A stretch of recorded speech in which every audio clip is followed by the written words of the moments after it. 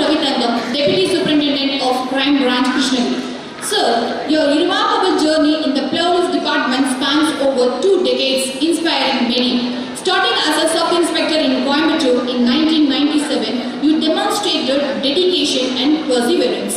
You were part of the team that handled the Coimbatore bomb blast case, which showcased your capabilities and led you your elevation as inspector in 2007. Your expertise and leadership skill qualities took you to various districts including Tanjore, where you successfully handled cases like the Tanjore double murder case and traveled to Trichy, Chennai, Viluppuram and Salem.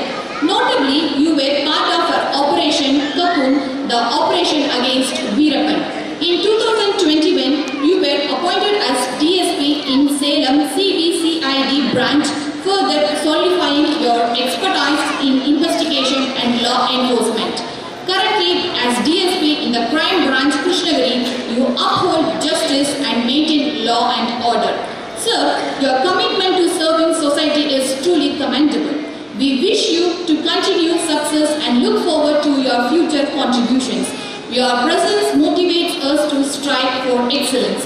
Thank you for being with us today, sir, and we welcome you, sir.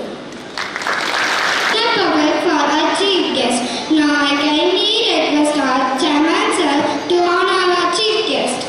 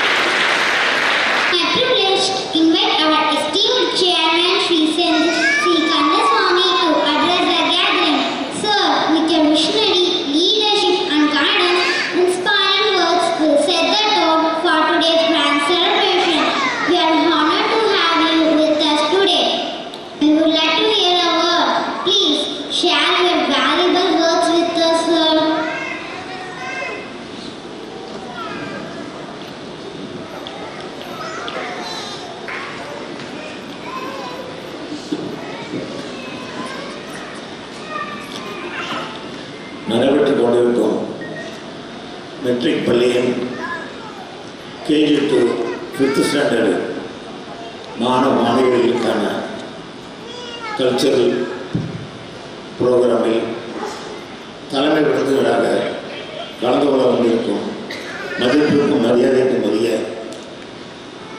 திரு ராஜா ரவி தங்கம் அவர்களே மற்றும் பள்ளியில் நடத்தி கொண்டு வரும் central education ட்ரஸ்டின் vice chairman திருமதி மணிமேகலை அவர்களே, அனைத்து பள்ளிகளிலும் செக்ரட்டரியுடன் இணைந்து நல்லபடி செயலாற்றிக் கொண்டிருக்கும் ஏஓ கார்த்திகேயன் அவர்களே, சீனியர் பிரின்சிபல் சீனிவாசன் அவர்களே மற்றும் மெட்ரிக் பள்ளியின் முதல்வர், இன்சார்ஜ் ஆசிரியர்கள், ஆசிரியர் பெருமக்கள், மாணவ செல்வங்கள், வந்திருக்கும் பெற்றோர்கள் அனைவருக்கும் முதல்வர் இந்த காலை வணக்கத்தை தெரிவித்துக் கொள்வதை மிகுந்த மகிழ்ச்சி அடைகிறேன். ஒரு பள்ளி தூங்குவது முழுமை அடையிறதுக்குள்ள நாட்கள் இதெல்லாம் பார்த்தீங்கன்னா ஒரு ஈஸியான செயல் இல்லை. முதல் நான் 2002 ஒரு பள்ளி தூங்கும் பொழுது அது முழுமையடைத்து கிட்டத்தட்ட 10 வருஷம் ஆச்சு.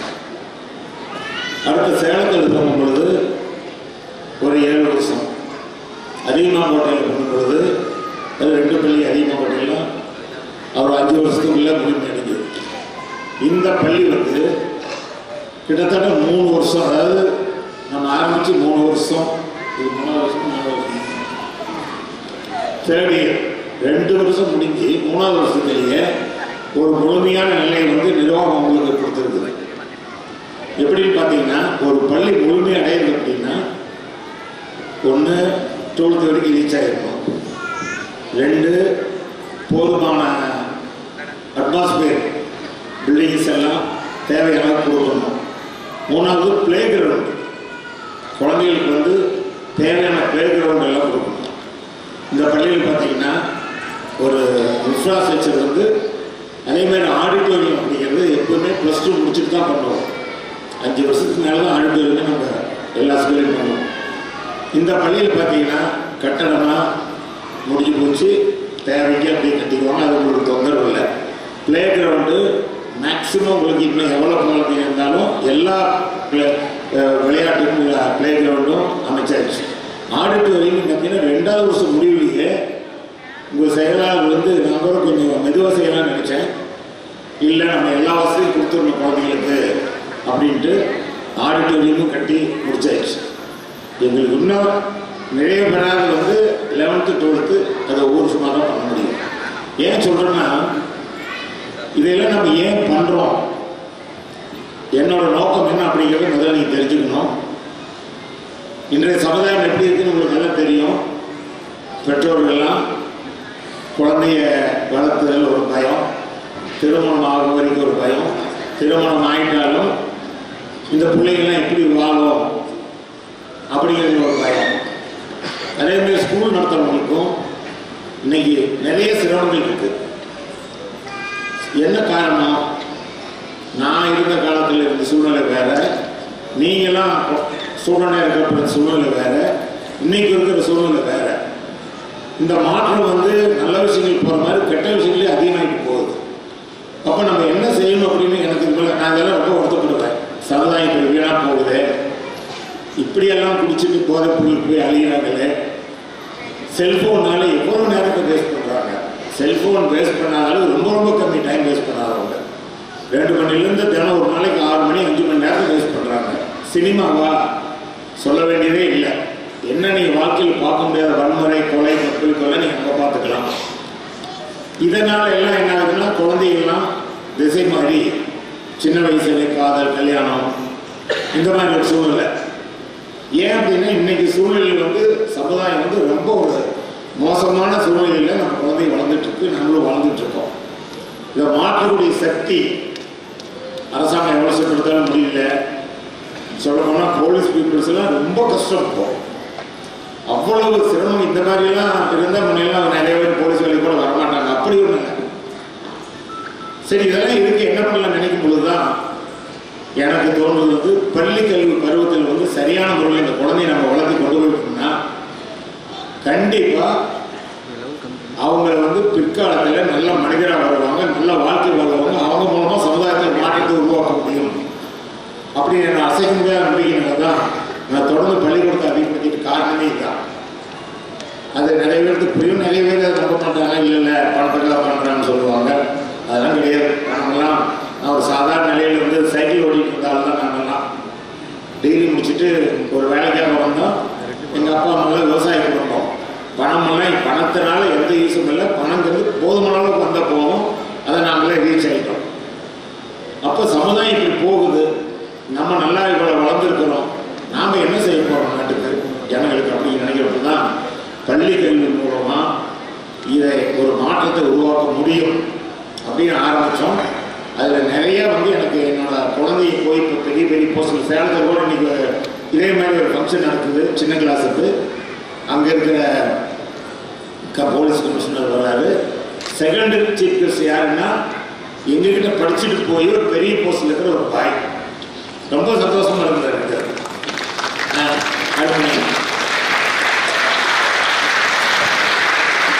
இந்த மாதிரி நிறைய பசங்க வந்து நிறைய கேர்ள்ஸ் பாய்ஸ் வந்து நல்ல முறையில் வாழ்க்கையில் வந்து செட்டில் ஆகிருக்காங்க.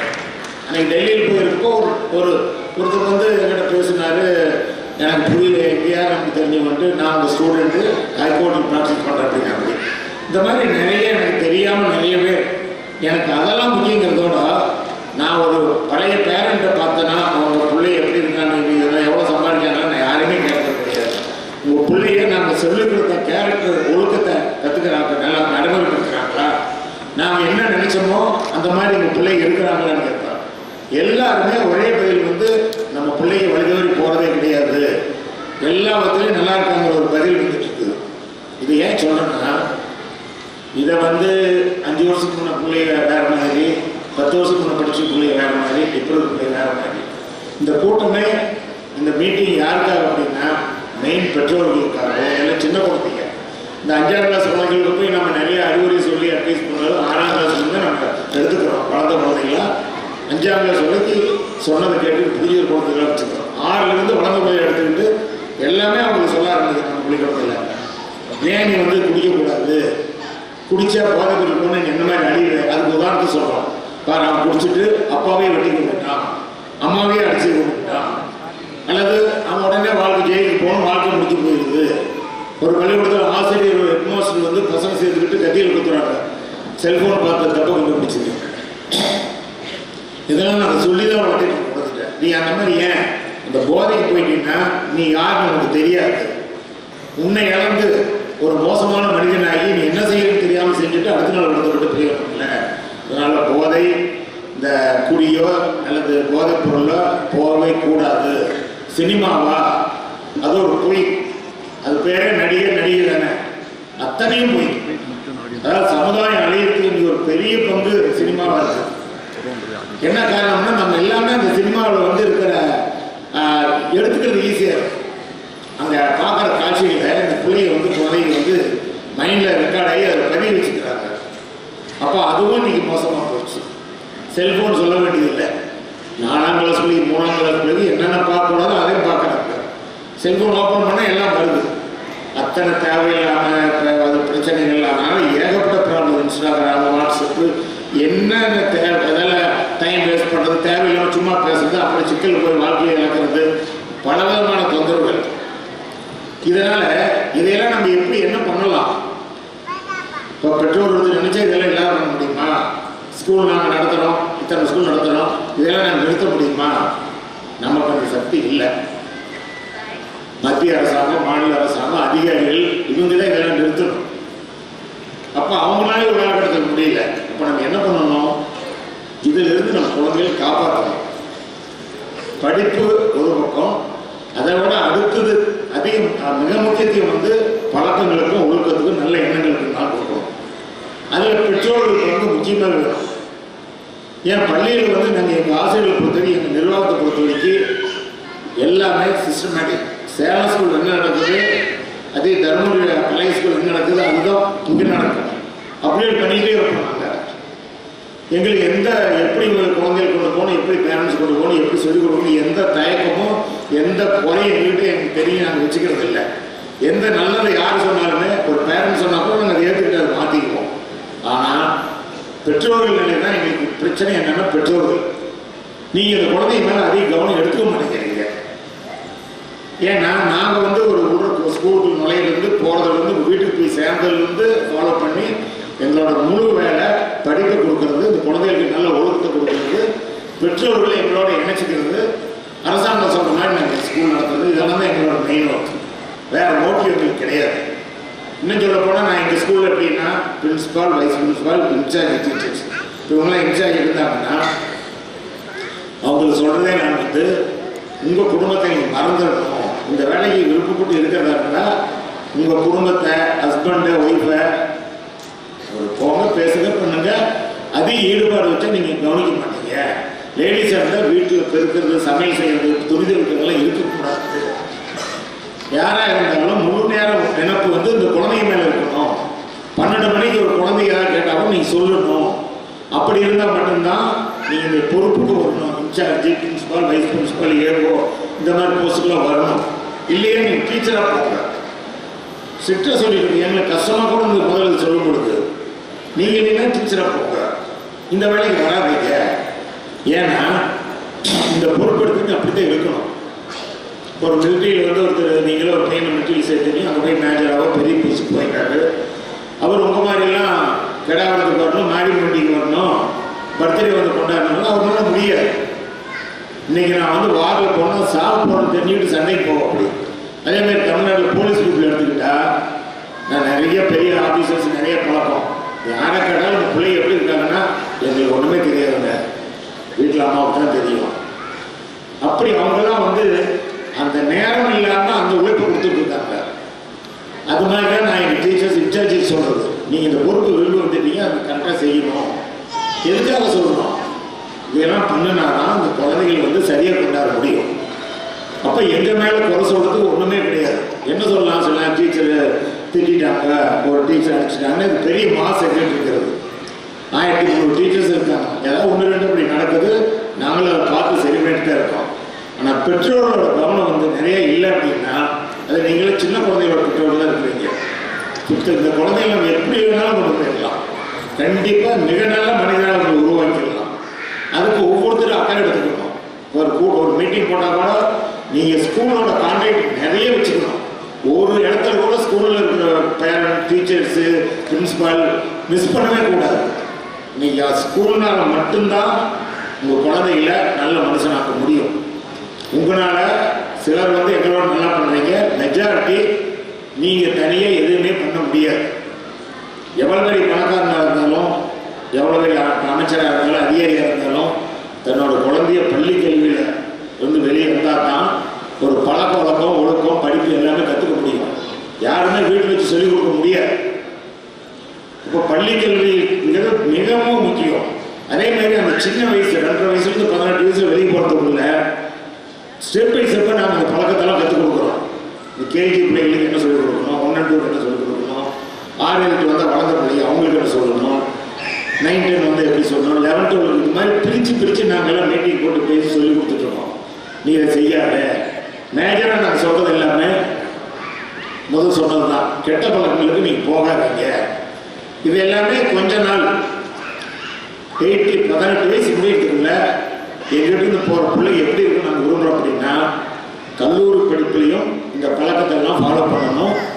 அதுக்கு பின்னாடி வருமானத்தை உருவாக்கிட்டு தான் திருமணம் பண்ணிக்கிட்டு நினைக்கணும். திருமணம்னு வரும்பொழுது பெற்றோர் சம்மதத்தோட, பெரியவர்கள் சம்மதத்தோட கல்யாணம் பண்ணிக்கணும். கல்யாணம் பண்ணிக்கிற பிற்பாடு அதுதான் ஒய்ஃப், அவன் தான் ஹஸ்பண்ட். அவன் உடம்பு சரியில்லை, இதாகிட்டான், அதாகிட்டான், அதெல்லாம் பிரச்சனையே கிடையாது. அவங்களோட வாழ்ந்து பிஸ்னஸில் சிறந்து குடும்பத்தை பார்க்குறதா நாட்டுக்கு பெருமை இருக்கணும். அதை அடுத்த பாயிண்ட், நீ எல்லாம் வந்து சமுதாயத்துக்கு மாற்றங்களாக மாறணும் அப்படிங்கிறத நாங்கள் திருப்பி சொல்லிட்டு இருக்கோம். ஆனால் பாதிப்பு எங்கே வருதுன்னா வீட்டில் வருது. நாங்கள் இப்படி சொல்லிட்டு போகிறோம், வீட்டில் அப்பா ஒருத்தர் குடிச்சிட்டு வீட்டில் ரகலை பண்ணுறாரு, அம்மா ஓடிக்கிறாரு, தாத்தா திட்டுறாரு, தெருவில் சண்டைக்கு போகிறாரு, இல்லை அம்மா சண்டைக்கு போகிறாங்க. பலதரப்பட்ட குடும்பம், அதாவது பேரண்ட்ஸ் எங்களுக்கு ஒரு 10-20 டைப்பில் இருப்பாங்க. அந்த இடத்துல நீங்கள் இந்த சின்ன குழந்தையோட பேரண்ட்ஸ்லாம் எப்படி இருந்தாவது, சிலர்லாம் எங்கள் வீட்டிலலாம் எங்கள் பொண்ணெல்லாம் பார்த்தீங்கன்னா டிவியே இந்த 12th படிக்கையும் டிவி ஆப்ரேட் ஆகாது வீட்டில். அவங்களோட நீங்கள் போய் பார்க்குறது, அவங்களை நீங்கள் ரூமில் படின்னு சொல்லிட்டு நீங்கள் போய் பார்க்குறதெல்லாம் அந்த குழந்தைங்களால் படிக்க முடியாது. சில விஷயங்களை தியாகம் பண்ணி வாழ்ந்தால் தான் நீங்கள் உங்கள் பிள்ளைங்க எதிர்காலம் நல்லா இருக்கும். அந்த பிள்ளைங்க எதிர்காலம் நல்லா இருந்தால் தான் நீங்கள் சந்தோஷமாக இருப்பீங்க. ஆனால் நம்ம கல்ச்சர் எப்படி இருக்குது, தமிழ்நாடு இந்தியா ஃபாரின் மாதிரி இல்லை. நீ 15 வயசு ஆகிட்டு எக்கேடுக்கு போகணும், இங்கேயும் போய் வாழ்ந்து தங்கிற ஒரு நிலையில் நாம் இல்லை. நம்ம பேரம்பேத்தியோட நல்லா இருந்தால் தான் நம்மளுக்கு தூக்கம் வருது. அப்போ நம்ம என்ன பண்ணணும், குழந்தைகள் வந்து வருமானம் வந்து போதுமான அளவுக்கு இருந்தால் போதும். மாதம் 50,000 இருந்தால் போதும், 20,000 இருந்தால் போதும், 1 லட்சம் இருந்தாலும் சந்தோஷமாக வாழ முடியும். ஒழுக்கமும் நல்ல பழக்க வழக்கமும் பெரியவர்களுக்கு தன்மையும் ஒவ்வொரு குழந்தையும் நம்ம உருவாக்கணும். அதை பெற்றோர்கள் வந்து மெயினாக எடுக்கணும். மதிப்பெண்ணா ஒரு கிளாஸில் 40 பேர் படித்தா அப்படின்னா ஒரு 5-6 பேர் நல்ல பெரிய அதிக மதிப்பெண் பண்ணலாம். எல்லாருமே நீங்கள் ஃபஸ்ட் ரேங்க் வாங்க முடியாது. ஒரு 50 வாங்கினா 60 வாங்கிக்கலாம், 70 வாங்கினா 80 வாங்கிக்கலாம். அதுவும் நல்ல பள்ளி கொடுத்தனால அவ்வளோதான் முடியும். ஆனால் ஒழுக்கம் அப்படின்னு எடுத்துக்கிட்டால் பள்ளி வந்து சிறப்பான பள்ளியாக இருந்தால் 40 பிள்ளைகளையும் ஒழுக்கத்தை கொடுக்க முடியும். பழக்கத்தை நல்ல பழக்கத்தை உருவாக்க முடியும். அதே மாதிரி குழந்தைகளும் நீங்கள் நினைக்கிறது எல்லாமே என் பையன் இன்ஜினியர் ஆகணும், டாக்டர் ஆகணும் போட்டு கொஞ்சம் வளர திணிக்க ஆரம்பிச்சிருக்கீங்க. நீங்களாம் முடிவு பண்ணி அவங்களை வந்து இப்படி தான் இருக்கணும்னு முடிவு பண்ணுறீங்க. சோர்சஸ் நிறையா இருக்குது. இங்கே தமிழ்நாட்டிலேயே, உலக அளவுலேயே, இந்தியாவிலேயே ஏகப்பட்ட சோர்சஸ் இருக்குது. ஃபஸ்ட் மார்க் வாங்கணும் தான் நல்லா படிக்கணும். நான் பார்த்தா ரொம்ப மார்க் அதிகமாக வாங்கினா மட்டும்தான் அவங்களுக்கு நல்ல வாழ்க்கையெல்லாம் கிடையவே கிடையாது. நீங்கள் நிறைய இடத்துல பார்த்துருப்பீங்க. லாஸ்ட் பெஞ்சில் உட்காந்துருப்பேன், ஒரு ஹாஸ்பிட்டல் கட்டி 100 டாக்டர் வேலைக்கு வச்சுருப்பாங்க. அதனால் படிப்புக்கும் சந்தோஷமான வாழ்க்கைக்கும் வளர்ச்சிக்கும் சம்பந்தம் அதிகம் இல்லை. ஆனால் படிப்பு அவசியம், போடுறது படிப்பு சப்போர்ட் பண்ண முடியும். நல்லவனாக மட்டும் நீங்கள் உங்கள் குழந்தையை உருவாக்கிட்டீங்கன்னா நீங்களும் சந்தோஷமாக இருப்பீங்க, அரசாங்கமும் அரசு அதிகாரிகளும் தொந்தரவு கொடுக்கமா இருக்கும். எத்தனை பிரச்சனைகள் இருக்கும், என்ன நடக்குது பத்திரிக்கை பார்க்கறதுக்கு பயமாக இருக்குது. எதுக்கு கொலை பண்ணுறான்னு தெரியாமல் கொலை பண்ணுறான், 15 வயசு பையன் போய் கொலை பண்ணுறான், எல்லாமே போதை. அப்புறம் என்ன எல்லாத்தோட உங்களுக்கு புரிஞ்சுக்க வேண்டிய விஷயம் என்னன்னா, பேரண்ட்ஸ் எல்லாமே இந்த பாப்புலேஷன் வந்து இன்னைக்கு இருக்கிற நிலையில ஆண்கள் பாப்புலேஷன் குறையுது. அதாவது ஓட்டர் லிஸ்ட்ல வந்து கவர்மெண்ட் கொடுத்த ரிசல்ட் தான் அது. 29 வரைக்கும் உள்ள ஆண்கள், அதிகமான உள்ள ஆண்கள் வந்து 39 குறைஞ்சு போயிடுறாங்க. எப்படி? அதுக்கு மேல வந்து கடைசி வரை 100 வயசு பார்த்தா பெண்கள் அதிகம், ஆண்கள் கம்மி தான் இன்னைக்கு தமிழ்நாட்டில் நிலைமை. என்ன நாங்க செத்து போயிடறாங்க. 29-39 ஆம்பளைக்கும் செத்து போயிடறாங்க. யாரு? எல்லாமே ஸ்கில்டு லேபர்ஸ். இந்த ஆவரேஜ் பீப்புள்ஸ்லாம் அதில் மாற்றதில்லை, மேலே இருக்கணும் மாற்றதில்லை. வேலை செய்கிறவங்க பாவம், அதாவது மில் ஒர்க்கர்ஸு, விவசாயத்தில் வேலை பண்ணுறவங்க, இந்த டெய்லி 1000 ரூபா வாங்குறாங்க அவங்க, அந்த மாதிரி ஆளுங்க. இது வந்து உண்மையான செய்தி. இதெல்லாம் நீங்கள் சொன்னால் உங்களுக்கு எத்தனை புரியறதுக்காக சொல்கிறேன். அப்போ அந்த இடத்துல வந்து 29-39 15 வயசுல ஒருத்தர் குடிக்க ஆரம்பிச்சானா 29-30 செத்து போயிடறாங்க வயிற்றுக்குள்ள. அவன் செத்து போயிட்டானா 29-30 கல்யாணம் பண்ணி 2 குழந்தை பெற்றுட்டு தான் போயிருப்பான். இப்போ அந்த குழந்தையோட நிலை என்ன, அந்த பெண்ணோட நிலை என்ன? பெண்கள் சமுதாயம் மிகப்பெரிய பாதிப்பு இருக்குது இன்னைக்கு. ஆனால் அவன் போயிட்டானா இந்த அம்மா எங்கே போய் வேலை போயிட்டு அந்த ஆன்டிஸ் வேலை செய்ய நம்ம கீழ்மட்டத்தில் விசாரிச்சிங்கன்னா 25% கூட அவங்களோட ஹஸ்பண்ட் வந்து அதுக்கு போகணும் இல்லை. ஒரு போயிட்டான், இல்லை ரொம்ப கல்யாணம் பண்ணிட்டு போயிட்டான். சிரமத்தில் அந்த 10,000 சம்பளத்துக்கு அப்படி கஷ்டப்பட்டு அவங்க குழந்தை படிக்க வைக்கிறாங்க. இதெல்லாம் மாறணும்னு நினைச்சிங்கன்னா ஆண்கள் சமுதாயமே மோசமாக போயிட்டு இருக்குது. இன்னைக்கு படிக்கிறது எடுத்து டிஎன்பிசியில் குரூப் 1 பார்த்தீங்கன்னா, குரூப் 2 பார்த்தீங்கன்னா 20 பேர் வந்து முதல் வந்தாங்கன்னா 5 பேர் 6 பேர் தான் பாய்ஸ் இருக்காங்க. இங்கே டோட்டலாக பார்த்தாலே தமிழ்நாட்டில் பார்த்தா கேர்ள்ஸ் தான் அதிகமாக இருக்குவாங்க. ஏன் டைவர்ஷன் மாறுறதுக்கெல்லாம் சுற்றி இவங்களை சுற்றி நிறைய பழக்கம் இருக்கிறதுனால ஆண் பிள்ளைங்களுக்கோ ஆண்களுக்கோ எல்லாம் மாறி குடிக்கு போதைக்கு அடிக்ட் ஆகி ஒரு காலத்தில் இவங்க தன்னோட வாழ்க்கையை அழிச்சுக்கிறதோட சமுதாய கல்விகள் வேலை பண்ணிட்டு இருக்காங்க.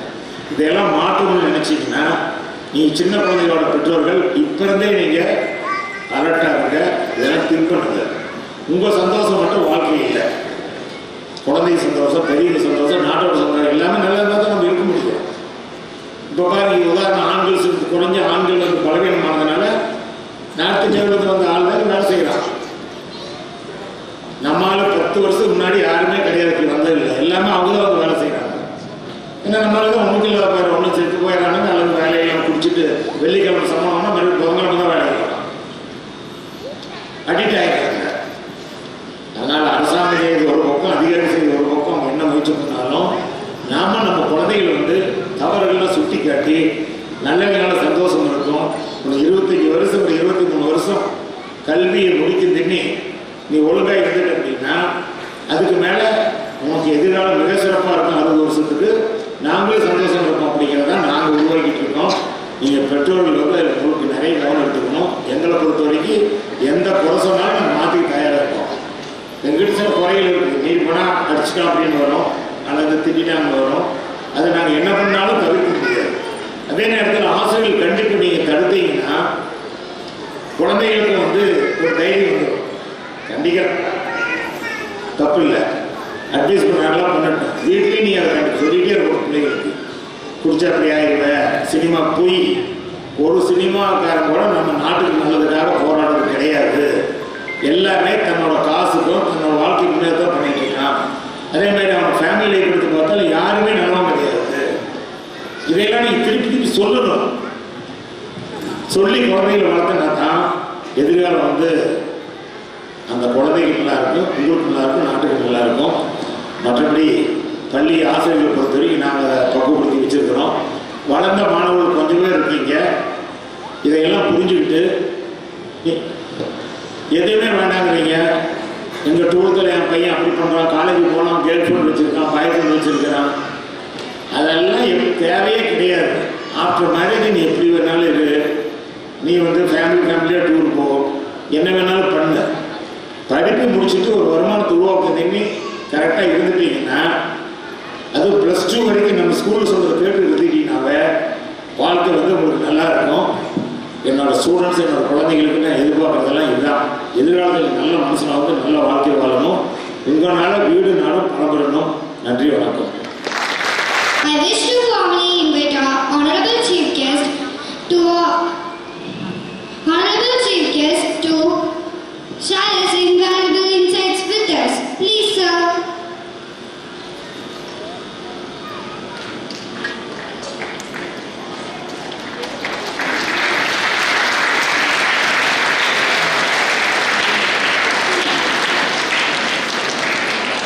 அனைவருக்கும் காலை வணக்கம். இந்த கிருஷ்ணகிரி மாவட்டம் செந்தில் மெட்ரிக்ஸ் ஸ்கூலுடைய கல்ச்சரல் ப்ரோக்ராமில் இந்த காலைப்பொழுது நண்பர்களோடு வந்து கலந்துகளில் வாய்ப்பளித்த response sir, secretary and vice chairman, CEO and head masters and other staffs உங்கள் அனைவருக்கும் வந்து முதற்கண் நன்றிகளை தெரிவித்துக் கொள்கிறேன். ஒரு 25 வருடங்கள் முன்பாக கோயம்புத்தூர்லேருந்து நாங்கள் அந்த வழியாக போவோம் மெட்ராஸுக்கு, சென்னையில் 98 வந்து பாம்புலாஸ் கேஸ் அகிழ்ச்செல்லாம் எடுத்துகிட்டு போதுப்பள்ளி போவோம்.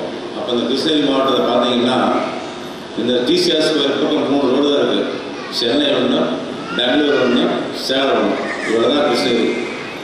ஆனால் அதே ஊர் வந்து இன்றைய காலகட்டத்தில் வந்து உங்களுக்கு வெளிநாட்டு கல்வி, வெளிநாட்டு நவீன வசதியுடன் கூடிய ஒரு பள்ளிகளையும் கட்டமைப்பும் அது உண்டான அடிப்படை வசதிகளை கொண்ட இதை பார்க்கும்போது எனக்கு வந்து மிகப்பெரிய ஆச்சரியமாகவும் பெருமையாகவும் இருந்தது இந்த கிருஷ்ணகிரி மாவட்டம். நம்ம தமிழ்நாட்டினுடைய வடவழியில் இருக்கக்கூடிய கடைசி டிஸ்ட்ரிக்ட் இது, ஸ்டேட் பார்டரில் லாஸ்ட் டிஸ்ட்ரிக்ட். இந்த 3 தரப்பான மக்கள், கர்நாடகா, ஆந்திரா, தமிழ்நாடு, இந்த ஏரியாவில் வந்து இவ்வளோ பெரிய ஸ்கூல் இது பண்ணி இந்த கட்டமைப்போட வச்சு நடந்தது வந்து இந்த செந்தில் பள்ளியுடைய நிர்வாகத்துக்கும், இந்த பள்ளியில் வந்து தங்கள் பிள்ளைகளை கொண்டு வந்து சேர்த்து அவர்களுடைய கல்விக்காக அடிப்படை உறுதியாக இருக்கும் பெற்றோர்களுக்கும் முதற்கண் நன்றியை தெரிவித்துக் கொள்கிறேன். நம்மெல்லாம் மேக்சிமம் வந்து பேரண்ட்ஸ் எல்லாம் பார்த்தீங்கன்னா பெரும்பாலும் கல்வி கற்றதாக இருக்கிறோம். ஏன் நம்ம ஸ்கூல் கொடுக்குறோம் பிள்ளைங்க? வீட்டை சொல்லி கொடுக்கலாம்ல. அப்பா அம்மா பெரும்பாலும் அடிப்படை கல்வி கற்றதாக இருக்கிறோம். எதனால ஸ்கூல் கொடுக்குறோம்? இந்த கல்விங்கிறது வந்து இன்னைக்கு இல்லை, பண்டைய காலம் குருகுல கல்வியிலேருந்தே ஸ்டார்ட் ஆயிடுச்சு. ஒரு ஆசான் கிட்ட போனால் தான் அந்த பையன் வந்து, அந்த பொண்ணு வந்து கரெக்டான அடிப்படை ஒழுக்கம், கல்வி, சரியான ஒரு உடல் சார்ந்த ஆரோக்கியம், சமுதாய பழக்க வழக்கம், வெளி நாகரிகம், பண்டைய இதை வந்து மறக்காமல் இருக்கிறது, உடல் முறையை பராமரிக்கிறது, இது போன்ற அடிப்படை அனைத்தும் வந்து ஒரு இடத்துல வந்து பெறக்கூடிய இடம் வந்து கல்வி பள்ளிக்கூடம் தான். அதனால வந்து இந்த குருகுல வாழ்க்கையிலே பார்த்தீங்கன்னா இந்த பயனுடைய இது வந்து ஆரம்பிச்சிருச்சு. இந்த சமுதாயம் அப்படியே மாறி மாறி இப்போ பிரசிடென்ட் பார்க்கும்போது பார்த்தீங்கன்னா நவீனம், நாகரீகம் அடிப்படையில் வந்து மேடை போட்டு கலவரத்தெல்லாம் இது பண்ணுறது, போகிறது வர்றது, அடிப்படை இதெல்லாம் விளையாடுறாங்க. அதனால வந்து இப்போதைக்கு வந்து பார்த்தீங்கன்னா இந்த பள்ளியில் வந்து ஒழுக்கங்கள் இல்லாத பசங்க, பேரண்ட்ஸுடைய வாட்சிங்கில் வந்து விடுபட்டு போன பசங்க எல்லாமே எங்கே வராங்க தெரியுமா? எங்கிட்ட வரான். சின்ன சின்ன பசங்க வந்து போதையாகும், வேறு ஏதாச்சும் வந்து சைல்டு மேரேஜ், சரியான ஒரு ஒழுக்கம் இல்லாமல் வந்து குறுகிய நல்ல படிப்படிப்பா சின்ன சின்னமான ஒரு வேலை வாய்ப்பு, இந்த மாதிரி வந்து பிரச்சனைகளை மாட்டிட்டு அதிகப்படியாக வந்து எங்கிட்ட வராங்க. இதுக்கெல்லாம் மூலதனமே வந்து கல்வி தான். அதனால வந்து இப்போ சேர்மன் சார் சொன்னார், அவர் சொல்ல பார்த்தீங்கன்னா நாங்கள் எனக்கு வந்து எவ்வளவோ பிஸ்னஸ்லாம் ஸ்டார்ட் பண்ண நினச்சோம். ஆனால் ஒரு பையனை உருவாக்குறதுக்கு பள்ளிக்கூடம் தான் மெயின். அதனால வந்து நாங்கள் இந்த ஃபீல்டில் தேர்ந்தெடுக்கணும்னு சொல்லி அவர் வந்து அவருடைய வெளியே சொன்னார். அது உண்மையுமே அது 100% வந்து கரெக்ட் தான். அதனால வந்து பள்ளிக்கூடம் வந்து முந்தைய காலகட்டத்தில் பார்த்தீங்கன்னா இப்போ ஸ்கூலில் கொண்டு விட்டவே போகுது, அந்த பையன் வந்து முழுமையாக இது பண்ணி கொண்டாந்து வீட்டுக்கு வந்துடும். அவ்வளோ கேரண்டி இதாக இருந்தது. இன்னைக்கு எல்லாம் நிறையா வந்து தேவையில்லாமல் அனாவசியமான பிரச்சனைகள், இது ஏகப்பட்ட இது பண்ணுறாங்க. ஆசிரியர்கள கடன் வந்து மாதா பிதா குரு தெய்வம், என்ன தெய்வத்துக்கு மேற்பட்டவங்க ஆசிரியர். ஆனால் அது அவங்களுக்கே வந்து அவங்கள வந்து நம்பி தான் நம்ம கொண்டு விடுறோம். ஆசிரியர்கள் வந்து தன்னுடைய பிள்ளைகள் போல வந்து இந்த ஸ்கூலில் வரக்கூடிய சில்ட்ரன்ஸு அவங்க எல்லாரும் நல்லா பராமரிக்கணும், நல்ல அடிப்படை கல்வி கொடுக்கணும். அதே மாதிரி குரூப் வைஸாக செலக்ட் பண்ணணும். எல்லா பையனும் ஒரே மாதிரி இருக்க மாட்டாங்க. ஒரு கிளாஸில் 50 ஸ்டூடெண்ட் இருக்காங்கன்னா அதில் வந்து நல்லா படிக்கக்கூடிய 10 பேர் இருப்பான். படிக்க செகண்ட் கிளாஸில் வந்து ஒரு 20 பேர் இருப்பான். ஒன்றுமே தெரியாமல் வந்து ஒரு 10 மாதிரி வந்து செலக்ட் பண்ணி இப்படி தான் அது இது பண்ணணும். கவர்மெண்ட் ஸ்கூல்ல பார்த்தீங்கன்னா எங்கள் டீச்சர்லாம் வந்துட்டு ஒரு பையன் படிக்கலிட்டு சாயந்தரம் வந்து வீட்டில் அழுவாங்க. எனக்கு டீச்சர் எதுக்கு இந்த அம்மா அழுதுன்னு வீட்டுக்காரர் கேட்டாங்கன்னா, இந்த மாதிரி இந்த கணேசன் நம்ம சிவகுமார் வந்து இந்த பரீட்சையில் ஃபெயில் ஆகிட்டான் கால் பரீட்சையில், அதனால கவலையாக இருக்குதுன்ட்டு அந்த பேரண்ட் அந்த பையன் நினச்சி டீச்சர் அழுவாங்க. இதெல்லாம் ஒரு காலம், 25 வருஷம் 30 வருஷத்துக்கு முன்னாடி இந்த காலம். இன்னைக்கு எல்லாம் வந்து உங்களுக்கு வந்து கையிலேயே வந்து எல்லா ஹை டெக்னாலஜியில் வந்து எல்லா கல்வி இருக்குது. நீங்கள் வந்து ரெஃபரன்ஸுக்கு மட்டும் வந்தால் இது பண்ணணும். எல்லா இதுவும் வந்து செல்ஃபோன் இருக்குது, இது வெப்சைட் இருக்குது, எல்லா கம்பெனியில் முக்கியமான அனைத்து இதுவும் வந்து ஒரு இடத்துலேயே வந்துச்சு. பழைய காலத்தில் வந்து லைப்ரரியில் ஒரு கேட்டகரி இருக்குது. இப்போ லைப்ரரியில் இருக்குதா இல்லையான்னு தெரியல. எல்லாமே வீட்டில் பார்த்துக்கிறோம். நல்லது இருக்குது, கெட்டது இருக்குது. உலகத்தில் பார்த்தீங்கன்னா அதிகப்படியாக இருக்கிறது வந்து கெடுதல் தான் இருக்குது. எல்லா வகையிலும் வந்து ஒரு மனிதனுக்கு வந்து என்னென்ன தீமைகள் இருக்குது எல்லாம் இருக்குது. நல்லது தேடி நம்ம தான் போகணும். அதனால் வந்து இதுக்கு அடிப்படையாக இருக்கிறதே வந்து இந்த ஸ்கூல் தான். சின்ன வயசில் வந்து ஒரு பையன் வந்து எப்படி வந்து டெவலப் ஆகி போகிறானோ அதுதான் லைஃப் ஃபுல் செட்டில்டு. இதுதான் வந்து முக்கியமானது. பெற்றோர் பிள்ளைகள் கைவிட்டாலும் கற்ற கல்வி கைவிடாது. இப்போ எதனால என்னை சீஃப் கெஸ்ட்டாக கூப்பிட்டீங்க? அந்த காலத்தில் நான் கல்வி கட்டேன், நான் ஒரு உயர் பதவியில் இருக்கிறேன், உங்களில் வேலை செய்கிறேன், உங்களுக்கு ஒரு முன்மாதிரியாக இருக்கிறேன். இதுதான் மெயின். இது போல் வந்து இந்த பள்ளியில் படிக்கக்கூடிய மாணவ அனைவரும் வந்து சரியான ஒழுக்கம் ஃபஸ்ட்டு, 2வது கல்வி, 3வது வந்து உற்றார் உறவினர்கள் வந்து நேசிக்கக்கூடிய பக்குவம், சமுதாயம், அன்றைய பழக்கவழக்கங்கள், சக மாணவர்களோடு பழகிறது, ஏற்றதாக பழகிறது, இந்த மாதிரி அடிப்படையான இதில் வந்து வளர்ந்து இந்த சமுதாயம் வந்து எதிர்காலத்தில் வந்து உங்களுக்கு தான் இருக்குது. இப்போ லாஸ்ட் 20 வருஷத்துக்கு முன்னாடி நாங்கள் இருந்தோம். இனிமேல் இந்த ஸ்டூடெண்ட் தான் நாளைக்கு ஒரு கலெக்டராகவோ ஒரு எஸ்பியாவோ ஒரு பெரிய பெரிய டாக்டராகவோ இன்ஜினியராக வரக்கூடியவங்க இந்த பசங்க தான். அதனால் வந்து அவங்க வந்து சரியான முறையில் வந்து அடிப்படையை வந்து இது பண்ணி சீர் பண்ணி சரியான முறையில் கல்வி கொடுத்து பேரண்ட்ஸ் வந்து நம்ம முக்கியமாக வந்து உறுதுணையாக இருக்கக்கூடியது இதுதான். நம்ம பசங்க வந்து பள்ளிக்கூட ஸ்கூலில் பண்ணி விட்டாமல் பத்தாது. அவனுடைய இதை வந்து டே வாட்ச் பண்ணணும். அவன் எங்கே போகிறான், எங்கே வர்றான், மத்தியில் அவனுடைய ப்ராக்ரஸ் என்ன, இந்த மாதிரி வந்து இப்போ நமக்கு வேலை போகிறது வந்து பெரும்பாலும் பெற்றோர்கள்லாம் வந்து அதை பற்றி கேர் பண்ணிக்கிறதில்லை. இப்போ அதிகப்படியான பொருள் பசங்க கேட்டிங்கன்னா ஆயமாக தான் அது கவனிக்கணும். ஆட்டோக்காரர் தான் இருக்காது சொல்லுவோம். பெற்றோர்கள் பிள்ளைகள் பற்றி தெரியுது. எவ்வளோ பேசி நான் பார்க்குறேன், எவ்வளோ பிரச்சனை பார்க்குறோம். பெங்களூரில் ஹஸ்பண்ட் இருக்காரு, கோயம்புத்தூர் அம்மா இருக்குது, பசங்க இங்கே படிக்கலாம். எப்படி இந்த மாதிரி காலகட்டம் இருக்குது இப்போது.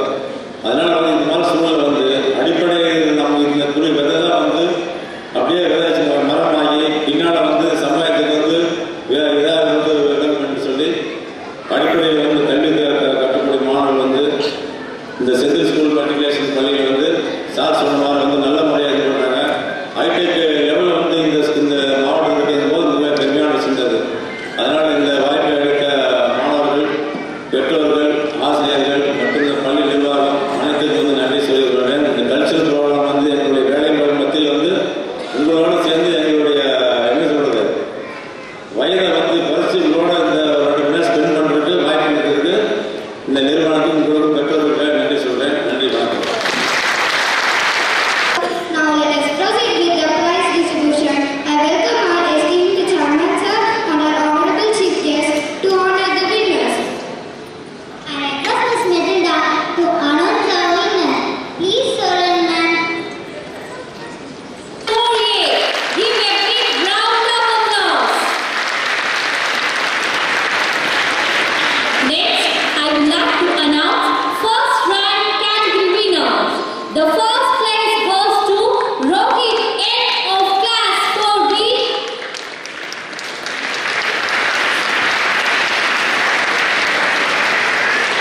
Navya Shri JG of class 5B.